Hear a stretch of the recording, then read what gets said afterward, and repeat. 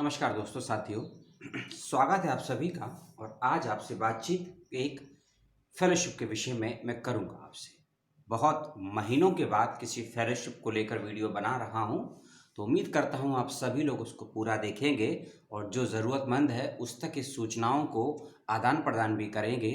और जिसे भरना है वह जल्द भरेंगे, क्योंकि 2 दिन बाकी हैं इसकी अंतिम तिथि को समाप्त होने में। 2 दिन से मतलब 12 जनवरी 2021 इसकी अंतिम डेट है इस फेलोशिप इस स्कॉलरशिप को भरने के लिए। ठीक है, यह स्कॉलरशिप कौन भर सकता है, किस विषय के विद्यार्थी भर सकते हैं, क्या योग्यताएं हैं, क्या एज लिमिट है, कितनी धनराशि है और किस पर्टिकुलर विषय पर यह काम मांगती है आपसे, उन सभी की बातचीत आपसे करूंगा मैं। और साथ ही साथ पहले ही बता दूं मैं कि इस फेलोशिप का संबंध है भारतीय फिल्म और टेलीविज़न संस्थान पुणे से, जिसे FTII film and television institute of India Pune से इसका संबंध है। ठीक है ना। तो इसकी वेबसाइट पर जब जाएंगे आप, FTII की वेबसाइट पर जो मुख्य वेबसाइट है, उस वेबसाइट पर भी इस फेलोशिप के विषय में आपको सारी जानकारियाँ मिल जाएंगी। लेकिन वीडियो को शुरू करने से पहले एक बात मैं क्लियर कट कर देता हूं कि यदि यह फेलोशिप फर्जी पाई जाती है, यह फेलोशिप में जो सूचनाएं दी गई हैं वेबसाइट पर आज की डेट में, यदि भविष्य में उसमें कुछ हेर फेर होता है, कुछ बदलाव होता है, तो इसके लिए मेरा यूट्यूब चैनल और मैं जिम्मेदार नहीं हूं। इसके लिए भारतीय फिल्म टेलीविज़न संस्थान पुणे, जो कि है भारत का हिस्सा है, वह होगा जिम्मेदार, क्योंकि यह फेलोशिप वह देगा और इसकी सूचना केवल आपको मैं दे रहा हूं। वेबसाइट से सूचनाएं मैंने देखी हैं, वही सूचनाएं आपके समक्ष हो रही हैं रीड। तो अब शुरू करते हैं फेलोशिप। 12 जनवरी 2021 इसकी लास्ट डेट है। डिस्क्रिप्शन बॉक्स में जरूरी चीज़ें आपको दे दी जाएंगी। आप चाहे तो जाकर सीधा फॉर्म भर दीजिए, या आप चाहें तो इस वीडियो को देखने के बाद फॉर्म भरिए। वीडियो जिसे देखना है वह देखेगा, जिसे नहीं देखना है वह नहीं देखेगा। इस वीडियो में मैं आपको क्या बताऊंगा वह आपको मैं डिटेल में बता चुका हूं। अब करता हूं शुरुआत वीडियो की। पहला पॉइंट, भारतीय फिल्म टेलीविजन संस्थान, जिसे इन शॉर्ट भाफिटेश भाफिटेश अपने स्वर्ण जयंती के अवसर पर इस फेलोशिप की घोषणा करता है। इस फेलोशिप का नाम है सिने विधा फेलोशिप। सिने विधा फेलोशिप 2020-21। इस बात का ध्यान रखिएगा। अब इस फेलोशिप को देने का उद्देश्य क्या है और किसे दी जाएगी, क्या कामकाज होगा, उसको भी सुन लीजिए। सिने विधा से मतलब सिनेमा, चलचित्र, सिनेमा चलचित्र की बात यह फेलोशिप करती है जिस व्यक्ति को यह देनी जानी है। अब सुनिए और क्या मांग करता है। सिने विधे यानी कि सिने का मतलब सिनेमा, सिनेमा विधा पर रचनाकारों, अभ्यास पत्रकार यानी कि जो उसका अध्ययन करते हैं, पत्रकार होते हैं जो सिनेमा जगत पर रिपोर्टिंग करते हैं, समीक्षक जो सिनेमाओं की फिल्मों की समीक्षाएं करते हैं, तथा और विशेष रूप के विद्वान ऐसे भी होते हैं जिनका संबंध डायरेक्ट नहीं होता है सिनेमाओं से। वह कुछ पत्रकार भी हो सकते हैं, समीक्षक भी हो सकते हैं, विद्यार्थी शोधार्थी भी हो सकते हैं, और वह लोग भारत के भी हो, यही इसकी डिमांड है। क्योंकि इस फेलोशिप को केवल और केवल भारत के नागरिक ही भर सकते हैं। यदि कोई ऐसे व्यक्ति हैं जिनका जन्म भारत में हुआ है, नागरिकता भारत की है, लेकिन भारत से बाहर किसी और मुल्क में रहते हैं, वह भी इसको भर सकते हैं। इस बात का विशेष रूप से ध्यान रखिएगा। इस फेलोशिप में जो भी काम होगा, जो भी काम काज किया जाएगा, उसका माध्यम केवल हिंदी रहेगा। हिंदी विषय नहीं, माध्यम हिंदी रहेगा, यानी कि लैंग्वेज हिंदी रहेगी। इस फेलोशिप को कंप्लीट करने के उपरांत आपको एक पुस्तक जमा करनी होगी, यानी कि जो विषय आपको दिया जाएगा, और विषय से मतलब है यदि आपका इंटरेस्ट सिनेमा फिल्म यानी कि समझ रहे हैं ना, सिनेमा फिल्म और टेलीविज़न से संबंधित चीज़ों पर है, उस पर आपको एक विषय लेना है अपने आप से, और उस पर आपको लिखनी होगी एक किताब।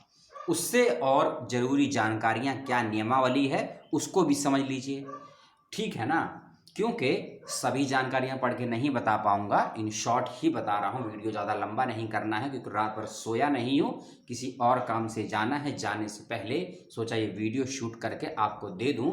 2 दिन शेष हैं, आपका कुछ लाभ हो जाए, क्योंकि लाखों में है ये फेलोशिप, इसकी धनराशि लाख से ऊपर है। हाँ, लाख से ऊपर है और प्रति माह इसकी राशि जेआरएफ से भी ज़्यादा है।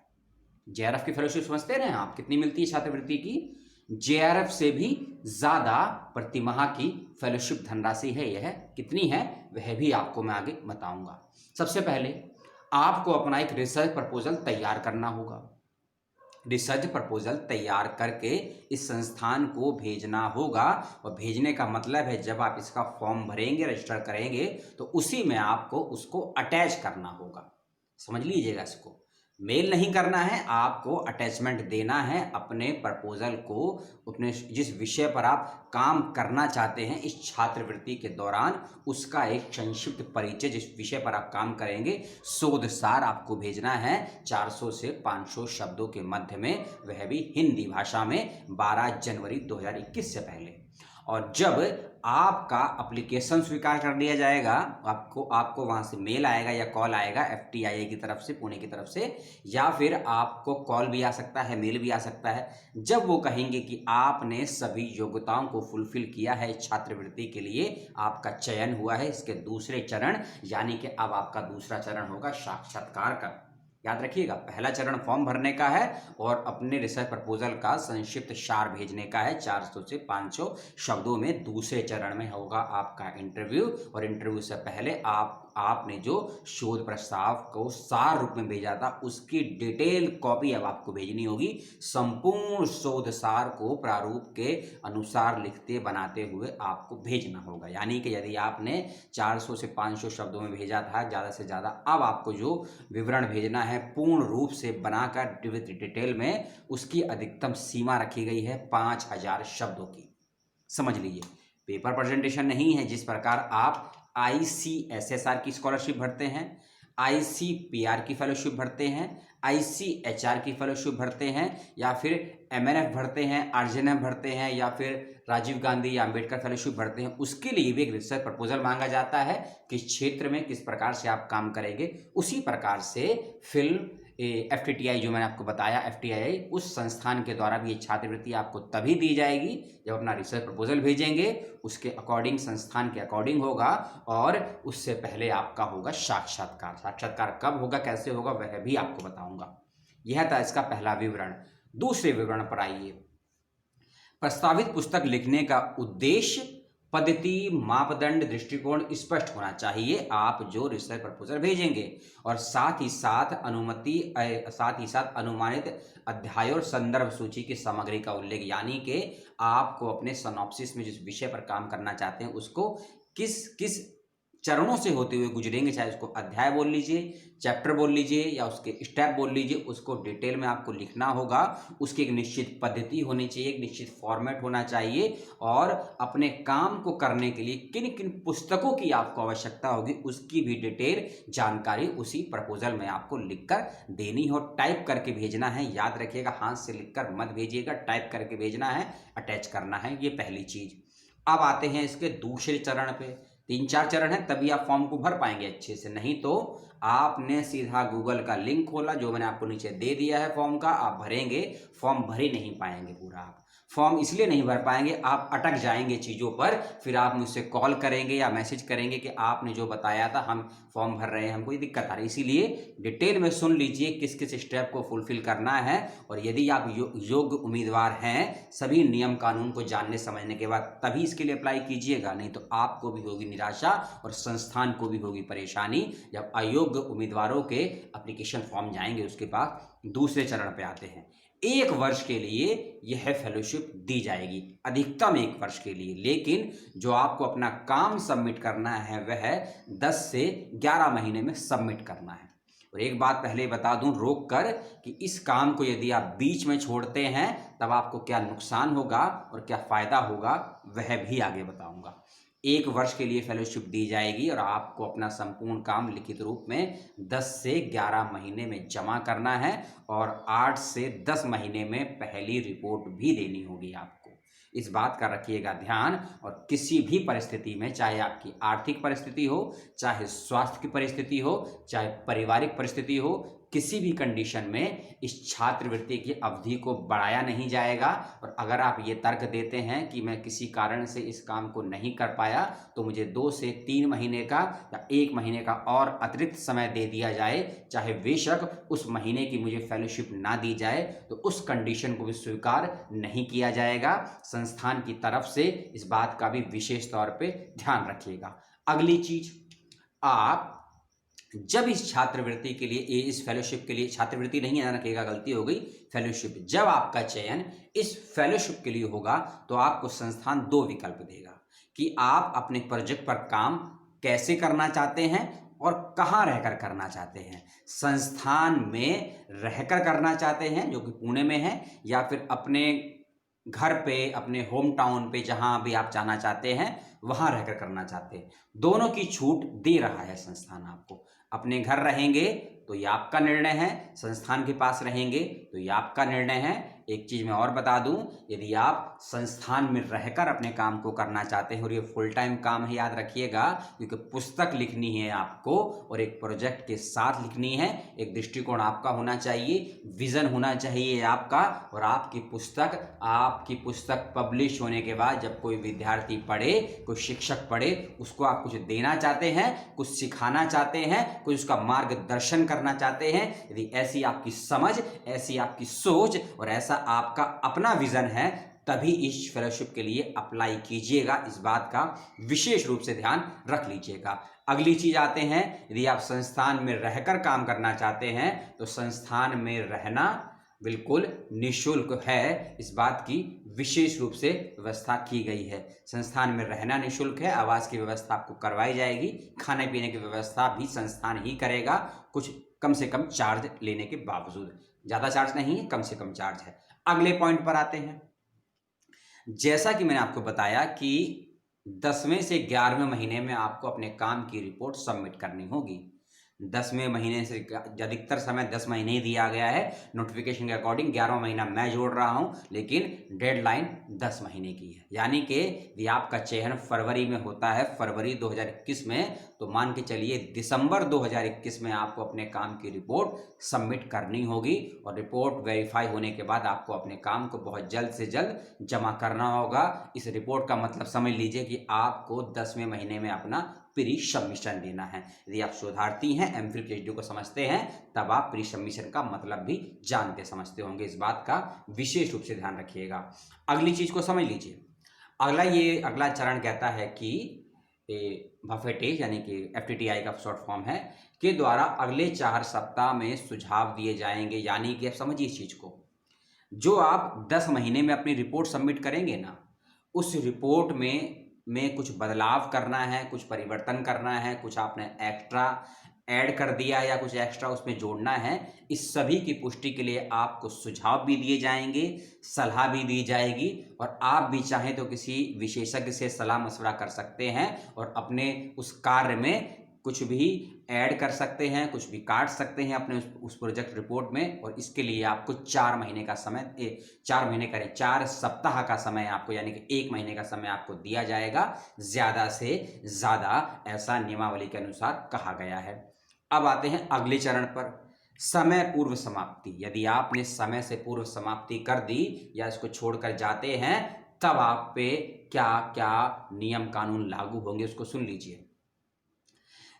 जो जांच कमेटी आपकी रिपोर्ट की और आपके कार्य की जांच करेगी, निरीक्षण में यदि यह पाया जाता है कि फेलोशिप प्राप्त करने वाले व्यक्ति ने नियमों और शर्तों का उल्लंघन किया है, तो याद रखिएगा, तो उस कंडीशन में कर्म की प्रगति असंतोषजनक मानी जाएगी। यानी कि इसका मतलब है कि जो आपने कार्य किया है वह संतुष्टिपूर्ण नहीं है, संतोषजनक नहीं है, जो संस्थान ने नियम कानून बनाए थे उसका उल्लंघन किया है, ऐसा माना जाएगा।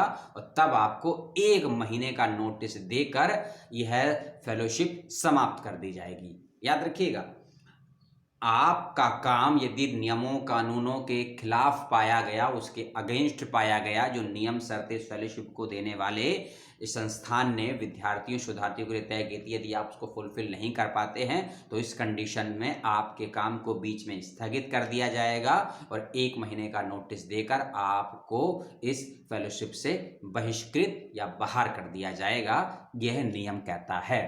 आगे और सुनिए, ऐसा होने पर अध्येता को जो है FTII की किसी भी गतिविधि में, सुनिए कड़े नियम है, बहुत कड़े नियम है, इसको सुनिए। इसीलिए मैंने कहा वीडियो जिसको देखना है पूरा देखेगा, जिसको नहीं देखना है छोड़कर चला जाएगा।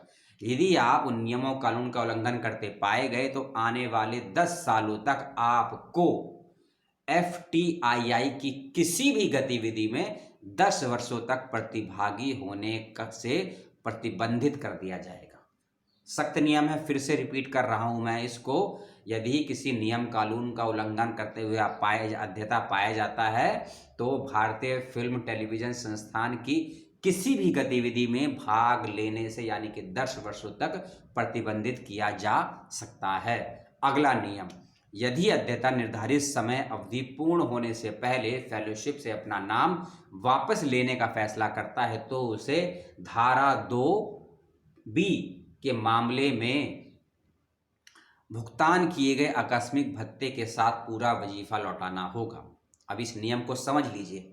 यदि आप, जैसा कि मैंने आपको स्टार्टिंग में ही बताया था कि आपको बीच में कार्य को छोड़कर जाते हैं तो उस कंडीशन में क्या नुकसान होगा, समझ लीजिए कि 1 साल की फेलोशिप है लेकिन आप 4 से 5 महीने ही इसको समय दे पाए, फिर आपको लगा कि नहीं मुझे किसी और काम में लगना है, मेरी कोई आर्थिक समस्या, पारिवारिक समस्या, स्वास्थ्य की समस्या हो सकती है, उस कंडीशन में यदि आप इसको छोड़कर जाते हैं, क्योंकि तो उस कंडीशन में आपने जो 4 से 5 महीने की धनराशि उठाई थी वह आपको सारी की सारी धनराशि जमा करनी होगी और साथ ही साथ उस 4 से 5 महीने में जो आने जाने का खर्च हुआ है, रहने का जो खर्च हुआ है आपके ऊपर, वह भी आपको संस्थान को वापस करना होगा। और यदि आप धनराशि वापस नहीं कर पाते हैं तो धारा 2 की B के तहत आप पर कानूनी कार्रवाई की जाएगी। इस बात को ध्यान से सुन लीजिए, लिख लीजिए, कहीं नोट कर लीजिए। गला फाड़ के चिल्ला नहीं सकता हूं, पूरी रात सोया नहीं हूं, बहुत लाइव किया है, आप सभी ने देखा फेसबुक पर, इसलिए ज़्यादा मैं बहस नहीं करूंगा, चिल्लाऊंगा नहीं, क्योंकि अभी 5 मिनट और लूंगा। आपके नियम कानून समझाना बेहद ज़रूरी है क्योंकि बहुत से कमेंट आ रहे हैं फेलोशिप की वीडियो पर कि यह फेलोशिप फेक है, कोई रिस्पॉन्स नहीं दे रहा है। अरे जनाब, मैं आपको सूचनाएं देता हूं, फेलोशिप कोई संस्थान देती है, कोई इंस्टीट्यूट देती है, उसका गला पकड़िए, उसका कॉलम पकड़िए। यदि सरकार की कोई नीति गलत है तो आप न्यूज़ देने वाले पत्रकार पर आरोप नहीं लगा सकते हैं, आप संस्थान पर आरोप लगाइए। इसीलिए मैं सूचनाएं एक वेबसाइट, एक संस्थान के माध्यम से आपको दे रहा हूं। यदि ये सूचनाएं गलत पाई जाती हैं तो कार्रवाई आप उन पर कीजिए, ना ही किसी पत्रकार पर, ना ही न्यूज़ देने वाले पर, ना ही किसी यूट्यूबर पर। तो आप कहेंगे मैं पर्सनल हो रहा हूँ, इसीलिए फेलोशिप का वीडियो बनाना मैंने छोड़ दिया था और शायद बहुत कम ही बनाऊंगा क्योंकि रिस्पांस वैसा नहीं मिलता है और संस्थान तो वैसे ही आजकल प्राइवेट हो गए हैं और प्राइवेट संस्थान फेलोशिप स्कॉलरशिप देना नहीं चाहते हैं। अगले नियम पर आते हैं। यदि अध्येता के द्वारा, अब इस नियम को बहुत कड़ाई से सुनिएगा भी और समझिएगा भी, यदि अध्येता अपने उस कार्य में किसी प्रकार के भी प्लेगरिज्म या साहित्यिक चोरी का दोषी पाया जाता है, इसको और डीपली समझिए।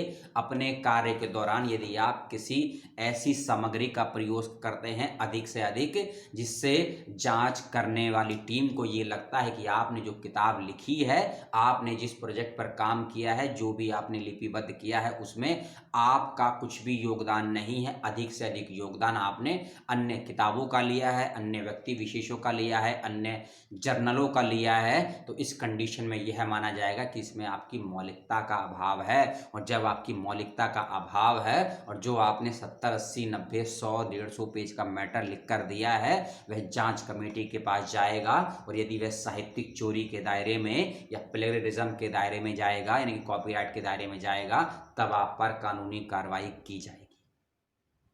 कानूनी कार्रवाई की जाएगी, कानूनी कार्रवाई की जाएगी। यदि आप फेलोशिप बीच में छोड़ते हैं तब भी कानूनी कार्रवाई की जाएगी। यदि आप नियमों कानून का उल्लंघन करते हैं तब भी कानूनी कार्रवाई की जाएगी। और यदि आप साहित्यिक चोरी या प्लेगरिज्म में दोषी पाए जाते हैं तब भी आप पे कानूनी कार्रवाई की जाएगी। इस बात का ध्यान रखिए। पैसा यदि कोई संस्थान देता है किसी कार्य के लिए, तो यदि आप उसको नैतिकता के साथ और नियम कानूनों का पालन करते हुए नहीं करते हैं तो आप अपराधी हैं, दोषी हैं। इस बात का विशेष रूप से क्लियर कट ध्यान रख लीजिएगा। अगले नियम कानून पर आते हैं। साहित्यिक चोरी एक गंभीर शैक्षणिक अपराध है। ऐसा पाए जाने वाले अध्यवृत्ति समाप्त कर दी जाएगी। यदि साहित्यिक चोरी के प्रमाण मिलने पर अतिरिक्त कानूनी कार्यवाही भी की जाएगी।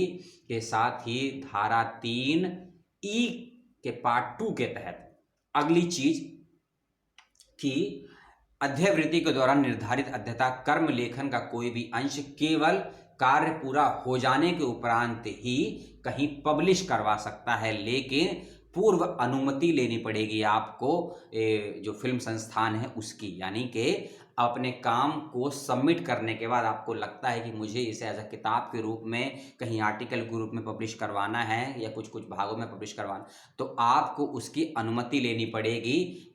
किससे लेनी पड़ेगी अनुमति? आपको FTII संस्थान से। इस बात का विशेष ध्यान रखिएगा। यदि आप बिना अनुमति के अपने उस कार्य को कहीं पब्लिश करवाते हैं तब आप कानूनी कार्रवाई के दायरे में आ जाएंगे और आपको सजा हो सकती है। अगली चीज, संस्थान यानी कि भवटेश भारतीय फिल्म टेलीविजन संस्थान के पास ही आपके इस कार्य का कॉपीराइट रहेगा 100%। इस बात का विशेष रूप से ध्यान रखिएगा। और साथ ही साथ जब आप ये कार्य को सबमिट कर देंगे तो आपको धनराशि के अतिरिक्त इसकी 6 प्रतियां प्रदान की जाएंगी, 6 कॉपियां प्रदान की जाएंगी। और साथ ही साथ एक नियम और है कि जब आपका काम सबमिट हो जाए, क्योंकि काम के बदले संस्थान आपको अच्छी खासी रकम दे रहा है जिसकी राशि है 1 महीने की 50,000 रुपये।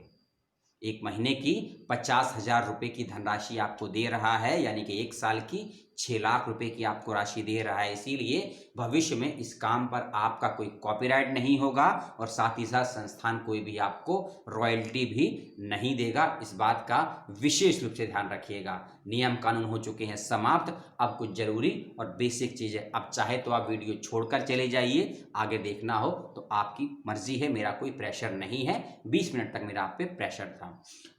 फॉर्म कैसे भरना है, कहाँ से भरना है, इस संस्थान की वेबसाइट पर आपको मिल जाएगा। वेबसाइट का लिंक मैं आपको दे दूंगा, फॉर्म वहाँ खोज लीजिएगा। फॉर्म खोजने में यदि दिक्कत होती है तो कमेंट करके अपना ईमेल आईडी या अपना फ़ोन नंबर मुझे व्हाट्सएप नंबर दीजिएगा, आपको मैं लिंक डायरेक्ट वाला दे दूंगा। अगली चीज़, फॉर्म भरते वक्त आपको अपने सभी डॉक्यूमेंट्स को अपलोड भी करना होगा। इस बात का ध्यान रखिएगा। और जो जानकारी आप फॉर्म में भरेंगे रजिस्ट्रेशन फॉर्म में, वह जानकारी सही होनी चाहिए, एकेडमिक दस्तावेजों से मैच होनी चाहिए। इस बात का ध्यान रखिएगा। तीसरी चीज़, आवेदक को 100 रुपये के स्टैम्प पेपर पर, एक 10 रुपये का स्टैम्प पेपर होता है, एक 100 रुपये का होता है, एक 500 रुपये का होता है। आवेदक को 100 रुपये का नहीं है, वो उस पर 100 रुपये का नोट छपा होगा, पुराने बाबा आदम के ज़माने का, एफिडेविट जिसे बोलते हैं। 100 रुपये के स्टैम्प पेपर पर निम्नलिखित शपथ पत्र आवेदन फॉर्म के साथ अनिवार्य रूप से अपलोड करना होगा। एफिडेविट आपको बनवाना नहीं है, एक एफिडेविट लाना है, उस पर आपको अपनी जानकारियाँ देनी है, अपनी सहमति देनी है कि मैं इस संस्थान में इस फेलोशिप के लिए आवेदन अप्लाई करता हूँ और सभी नियमों कानून को जानने समझने के बाद अपनी जिम्मेदारी पर इसके लिए अप्लाई करता हूँ। और मेरे द्वारा कोई जानकारी यदि गलत पाई जाती है तो संस्थान उस पर कार्रवाई कर सकता है, इसकी मैं अनुमति देता हूं। ऐसा आपको एफिडेविट पे लिखना है और उस एफिडेविट को स्कैन करके अटैच करना है या अपलोड करना है। जब आप फॉर्म भरेंगे, जो मैंने लिंक दिया है आपको, तब आपको समझ में आ जाएगा। याद रखिएगा, 100 रुपये का स्टैम्प पेपर, 100 रुपये का नहीं आएगा, वह 100 रुपये वाला होगा। इस बात का ध्यान रखिएगा। और आधार कार्ड पे जो आपका नाम लिखा है वही नाम अपने दस्तावेजों में, जो नाम आपके पहचान पत्र है उसी पर आप अपने को लिखिएगा। इस बात का विशेष रूप से ध्यान रखिएगा। वीडियो होता है समाप्त और जरूरी जानकारी आपको वेबसाइट पर मिल जाएगी। कुछ सवाल जवाब हो तो कर लीजिएगा। और एक विशेष चीज़ का ध्यान रखिएगा, अध्यवृत्ति के लिए आवेदन करने हेतु महिलाओं को प्रोत्साहित किया जाएगा, यानी कि महिलाओं को प्रेफरेंस दिया जाएगा। इस बात का विशेष रूप से ध्यान रखिएगा। 12 जनवरी इसकी अंतिम डेट है। और कोई सवाल जवाब क्वारीज हो तो उसके लिए एक फ़ोन नंबर, एक ईमेल आईडी नीचे दे दी गई है, वहां से आप संपर्क कर लीजिएगा। 25 मिनट आपके ले चुका हूं। यदि आपको कॉल करना हो संस्थान को तो सुबह 11 से लेकर शाम 5 बजे के बीच में कॉल करिएगा, मंडे टू फ्राइडे के बीच में। इस बात का याद रखिएगा। और हिंदी माध्यम में हिंदी भाषा के व्यक्ति ही नहीं, किसी भी भाषा के व्यक्ति इसको भर सकते हैं। आर्ट्स कॉमर्स साइंस के भर सकते हैं। एज नहीं दी है, योग्यताएं नहीं दी है, इसकी जानकारी संस्थान से लीजिए। फ़ोन करिए, कॉल करिए। जय हिंद, जय भारत, सलाम इंडिया। और सिनेमा, टेलीविज़न और दोनों को मिक्स करते हुए कुछ विषय पर काम करना चाहते हैं तो अच्छी छात्रवृत्ति ये भरिए, क्योंकि मैं भी शायद इसको भरूंगा कल या परसों की डेट में। नमस्कार।